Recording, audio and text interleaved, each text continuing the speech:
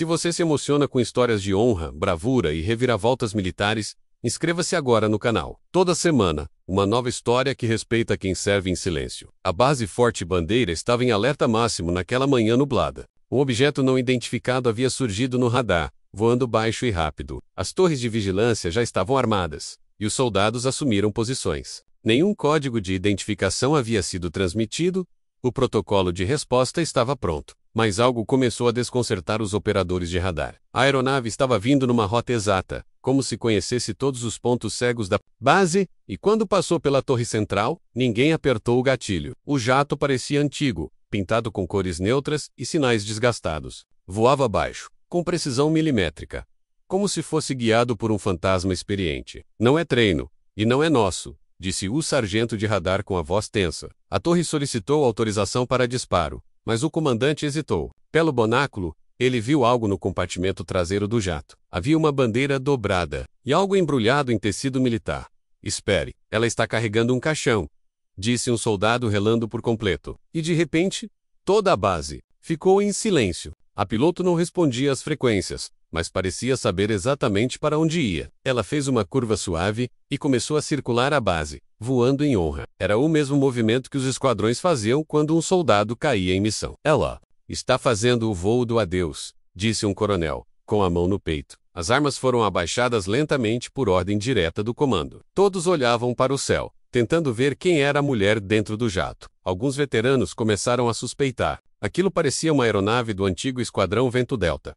E esse esquadrão havia sido desativado há 22 anos. No refeitório, os soldados se reuniram em silêncio, assistindo às imagens ao vivo. O jato completou uma volta lenta sobre o campo de bandeiras e começou a descer. Era uma pista de pouso auxiliar, usada apenas por oficiais em visita. Quando a aeronave tocou o solo, ninguém se moveu por alguns segundos. Então, a torre liberou uma única mensagem no alto-falante: aguardem em posição, Hanra se aproxima. O comandante da base caminhou até a pista com um grupo de veteranos. A porta do jato se abriu com lentidão, rangendo como se carregasse décadas de peso. E uma mulher desceu, carregando sozinha um caixão coberto por bandeira militar. Ela estava de farda antiga, mas com botas novas e postura intacta. O capacete, embaixo do braço, revelava um símbolo que poucos ainda conheciam. Era o emblema do Esquadrão Vento Delta menos uma unidade de elite, dada como dissolvida. Todos os presentes ficaram imóveis quando viram o que ela carregava nos olhos: dor,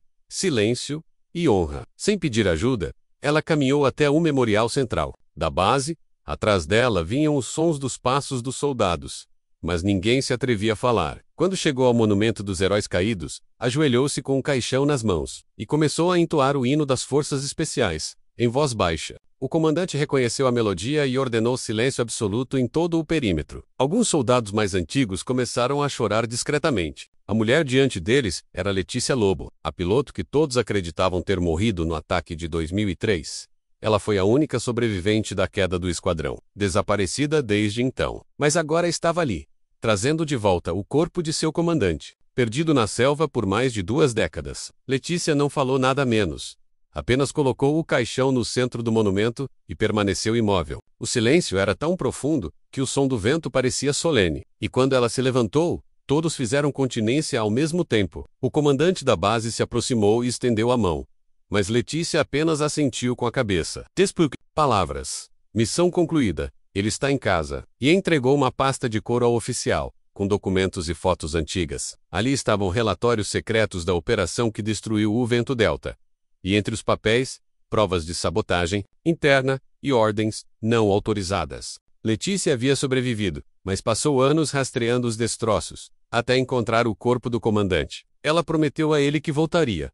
E agora, cumpria a promessa. Os arquivos foram levados imediatamente ao setor de inteligência. Letícia foi escoltada até uma sala isolada, mas não como prisioneira, menos como convidada de honra. Veteranos da base foram convocados para prestar homenagem ao comandante caído. Ao longo do dia, o caixão ficou exposto com guarda de honra. Ao redor, soldados em formação tiravam o capacete ao passar por ele. Letícia recusou refeições e entrevistas. Preferia ficar sentada, observando o horizonte. Ela carrega o peso de todos nós, disse um sargento com os olhos marejados. E a base, que antes a viu como ameaça, agora a via como heroína. Naquela noite, a bandeira da base foi abaixada com um toque de silêncio especial. Foi Letícia quem puxou a corda, olhando para cima com firmeza. Os oficiais mais antigos estavam em posição de sentido, respeitando sua volta. Mais tarde, ela foi convidada para dormir nos alojamentos principais, mas recusou. Dormiu dentro da aeronave, junto ao capacete do comandante, como fazia nas primeiras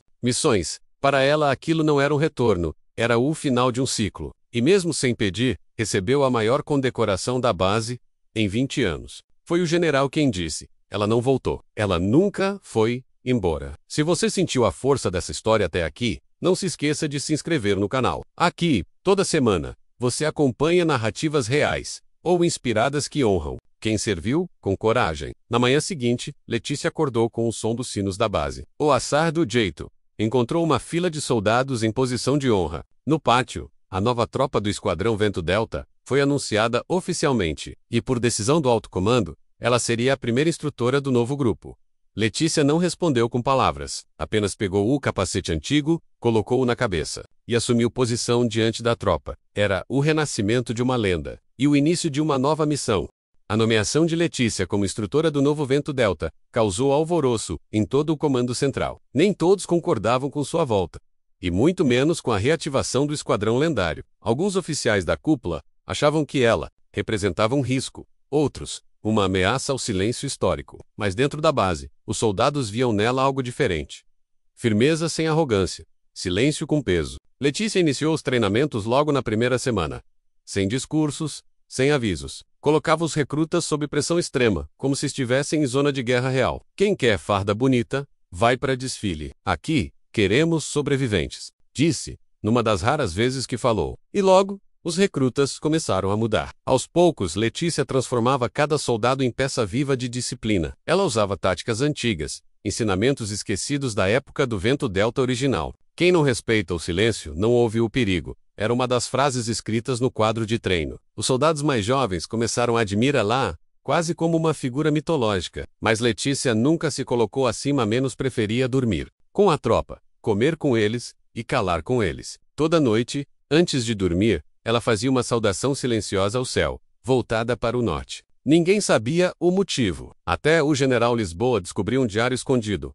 Ali, Letícia escrevia: ele ainda voa comigo. Enquanto o esquadrão renascia, fora dos muros da base, forças ocultas começavam a se mexer. À volta de Letícia e os documentos entregues por ela, acenderam velhas feridas. Alguns nomes poderosos apareciam em relatórios secretos, agora sendo reabertos por ordens do alto comando. Contratos superfaturados, missões mal explicadas e até traições internas estavam entre os arquivos. Letícia não denunciava, apenas entregava e voltava para os treinos. Não vim para me vingar.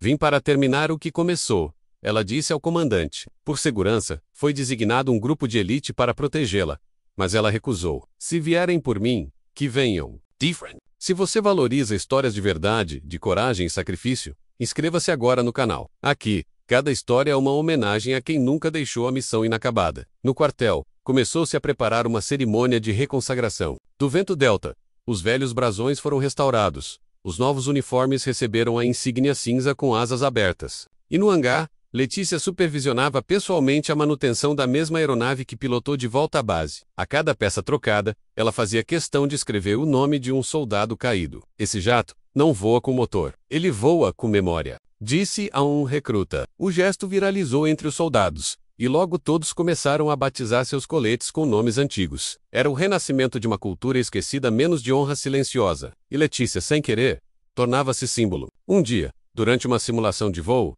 um dos cadetes falhou e quase causou um acidente. Letícia não gritou, nem puniu. Apenas olhou nos olhos do jovem e perguntou: se fosse real, quem teria morrido com você hoje? O cadet caiu lágrimas e pediu para sair do esquadrão. Letícia se aproximou, colocou o capacete antigo nas mãos dele e disse: só falha quem tem coragem de tentar. Levante-se. Ele voltou ao treinamento com o dobro da dedicação. A partir daquele dia, o símbolo do esquadrão não era mais só histórico, era pessoal. E todos carregavam o peso com orgulho. À medida que a base ganhava força, começaram a surgir ameaças externas. Drones desconhecidos sobrevoaram a área durante a noite. Mensagens anônimas chegaram ao comando, alertando que Letícia sabia demais. O general Lisboa dobrou a segurança e designou observadores discretos nas redondezas. Mas Letícia continuava sua rotina, como se nada estivesse acontecendo. Ela sabia que o maior escudo é o respeito, e esse ela tinha de sobra. Em um dos bilhetes deixados para ela, estava escrito: "Você devia ter ficado morta." Ela apenas sorriu e escreveu atrás: "Então, venham tentar." A notícia de sua permanência começou a alcançar outras bases e até países aliados. Militares de unidades estrangeiras enviaram cartas e medalhas simbólicas.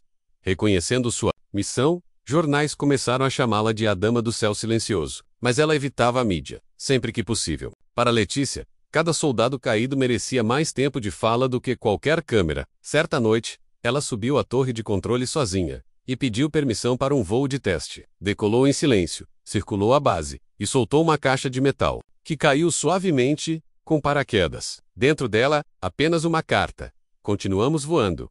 Juntos." A cada dia, mais recrutas pediam transferência para o Vento Delta. Era a única unidade que treinava sem descanso, sem glamour e sem recompensa. Mediatic, a seleção era brutal, e Letícia supervisionava cada detalhe. Quando um dos tenentes perguntou por que ela exigia tanto, ela respondeu: "Porque não quero outro caixão." Todos entenderam, e a disciplina virou parte natural do ambiente. Ela formou a nova tropa em menos de 90 dias, menos algo considerado impossível até então. Era mais que treino, era missão de vida. O alto comando enviou uma carta oficial, oferecendo a Letícia o posto de coronel honorária. Ela recusou, dizendo: "Não preciso de patente, só de paz." Mas aceitou um pedido simbólico: escrever o novo código de conduta do esquadrão. O manual recebeu o nome de Livro do Vento, e começava com a frase: "Aqui, ninguém voa sozinho, e quem cair, será trazido de volta." Essa frase ficou gravada nos alojamentos, nos aviões, e até nas barracas de campanha. E por onde Letícia passava, as pessoas repetiam em silêncio: era mais que doutrina. No encerramento da segunda fase de treinamento, uma nova missão foi entregue ao esquadrão, uma operação internacional de resgate, que exigia precisão, sigilo e bravura. Letícia foi chamada ao gabinete do comandante, e perguntou apenas: "Real sim. E é perigosa", respondeu Lisboa. Ela respirou fundo, pegou seu velho capacete e caminhou até o hangar. Os soldados já estavam prontos. Em silêncio, ela entrou na cabine e disse: "Então vamos terminar o que começamos." E o jato voltou a voar. A operação de resgate era classificada como ultra-confidencial. Um diplomata de país aliado havia sido capturado por uma facção hostil, em território de conflito. Todos os esquadrões tradicionais recusaram a missão menos alto risco, poucas garantias. Mas um novo Vento Delta, sob comando silencioso de Letícia, aceitou sem hesitar. O plano era entrar, resgatar e sair. Em menos de 12 minutos, Letícia sabia que não era apenas um teste. Era a prova de que seu esquadrão havia renascido. Antes de decolar, ela reuniu a tropa e disse: "Não estamos indo como fantasmas. Estamos indo como memória viva." E com um gesto firme fechou o capacete, o mesmo do dia em que sobrevoou a base. O voo foi longo e tenso, com vozes contidas e olhos atentos. A equipe de solo monitorava cada segundo do deslocamento com nervos à flor da pele. Ao cruzar a fronteira inimiga, o radar quase os detectou, mas Letícia havia traçado uma rota arriscada entre duas montanhas para evitar alerta. No momento exato, as tropas desceram com precisão cirúrgica, como sombras. Encontraram o diplomata amarrado, porém vivo, escondido num bunker subterrâneo. A extração foi limpa, menos sem disparos, sem mortos. Mas ao sair, um míssil foi disparado na direção do jato. Letícia reagiu no reflexo de quem já viveu aquilo antes. Fez uma curva invertida arrasadora, raspando a asa em uma montanha. Míssil explodiu a poucos metros, gerando turbulência e danos no estabilizador. Mas ela manteve o jato firme, segurando com os punhos como se segurasse uma promessa. O copiloto gritou para ejetarem, mas ela ignorou. "Só saio daqui com todos vivos", disse com a voz seca. Com uma manobra jamais ensinada, usou a própria corrente de vento para ganhar altura. E trouxe o esquadrão de volta, menos aos trancos, mas em segurança. Ao pousar, os freios falharam, e o jato deslizou até o fim da pista. Letícia saiu por conta própria, com um capacete na mão, olhando para o céu. A tropa correu para ela, e o diplomata, ainda com os olhos arregalados, ajoelhou-se e disse: "Você me tirou do inferno." Ela respondeu apenas: "Então volte e faça valer." O resgate foi transmitido aos altos comandos aliados, e o nome Vento Delta foi registrado novamente entre os operacionais ativos. Mas mais importante que isso, o nome Letícia Lobo voltou aos quadros de honra, e dessa vez, em letras douradas, a base celebrou silenciosamente, como ela ensinou. Nada do fogos, nem do aplausos, Apenas uma cerimônia ao pôr do sol. A bandeira foi hasteada enquanto um soldado tocava flauta no topo da torre. Letícia observava de longe sentada no copa do jato danificado, ao lado dela, o capacete do comandante que ela havia carregado na volta. Você veria orgulho nisso, velho, ela murmurou. Os soldados, aos poucos, foram se aproximando e deixando pequenas fitas nos degraus do monumento. Cada fita, nome de quem havia sido salvo por ela, menos direta ou indiretamente. O general Lisboa propôs condacora-la publicamente no Senado das Forças Armadas. Mas ela recusou, não queria palco, apenas permanência. Condecorações passam. Legatos ficam, disse. Ela preferiu doar todos os registros da operação para o Centro de Treinamento Nacional. Foi criado o Protocolo Lobo, baseado em ações de precisão, silêncio e estratégia sob pressão. Oficiais de todo o país começaram a estudar seus métodos. E o novo Vento Delta passou a treinar outras unidades secretas. Letícia não queria ser lembrada como heroína, mas agora era impossível esquecê-la. Um novo ciclo de recrutas chegou à base meses depois. Durante a aula inaugural, o instrutor perguntou se sabiam quem havia salvado o diplomata. Um dos jovens disse: foi o Esquadrão Delta. O instrutor completou: e quem liderava? Silêncio. O instrutor apontou para o capacete exposto na entrada da base, ainda com o símbolo de lobo cinzento. Ela não quis que vocês soubessem o nome, mas ela ensinou tudo o que vocês vão aprender. O capacete virou relíquia viva. E a história? Código silencioso, entre os que sabem, o peso da farda. Se essa história tocou você, curta, comente e se inscreva no canal. Aqui, a memória dos que servem com honra nunca é esquecida. Cada história é um tributo vivo. Letícia pediu transferência para uma base isolada nos Andes, onde aviões voam mais pelas nuvens que por visibilidade. Lá, ela criou um pequeno centro de treinamento para pilotos extremos. Recebia poucos, selecionava menos ainda. Não ensino a voar, ensino a voltar, dizia. Sua presença se tornou uma lenda contada de boca a boca. Alguns diziam que ela ainda pilotava sozinha à noite, fazendo círculos em silêncio sobre as montanhas. Outros achavam que era imaginação, mas todos sabiam. A missão dela nunca terminou. Anos depois, durante um conflito inesperado, um jato desconhecido apareceu no radar de uma base aliada. Ninguém reconheceu o C, mas o comandante ordenou: não disparem. Na cauda da aeronave, o emblema de lobo cinzento estava marcado com fogo. Ela passou lentamente, fez o sinal de honra e desapareceu entre as nuvens. A base parou por minutos, tentando confirmar o que haviam visto. O operador disse: era ela. Só pode ser. E o general, emocionado, afirmou: se Letícia Lobo ainda voa, então ainda temos esperança. Essa foi mais uma história inspiradora sobre honra militar e bravura silenciosa. Se você quer mais histórias assim, inscreva-se e compartilhe com quem carrega respeito pela farda. Ela sobrevoou a base sem permissão, mas carregava um caixão, uma memória e um juramento. Ninguém disparou, porque todos reconheceram que aquilo era sagrado. Letícia Lobo não precisava pedir passagem, menos ela, abria caminho com história. Com cada volta que dava no céu, devolvia algo ao chão: respeito, legado, verdade. E mesmo depois do último pouso, o mundo sabia que, se o lobo cinzento aparecesse outra vez, a missão nunca teria fim.